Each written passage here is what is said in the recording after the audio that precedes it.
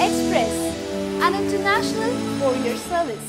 హైదరాబాద్లో డ్రగ్స్ కేసులు కలకలం రేపుతుండగా ఇప్పుడు గుజరాత్లో భారీ ఇంటర్నేషనల్ డ్రగ్స్ దందా గుట్టురట్టయింది.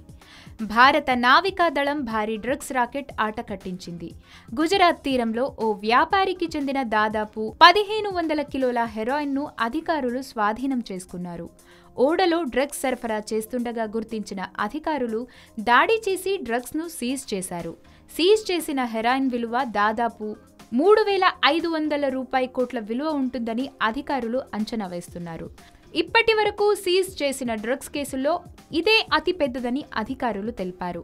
నిఘా అధికారుల సమాచారం మేరకు భారత నావికాదళం డ్రగ్స్ ముఠాపై ఆకస్మిక దాడి చేసి 1.5 టన్నుల హెరాయిన్ను స్వాధీనం చేసుకున్నారు. ఓడలో తీసుకెళ్తున్న మాదక ద్రవ్యాలు భారీ స్థాయిలో ఉండటంతో అధికారులే ఆశ్చర్యానికి లోనయ్యారట.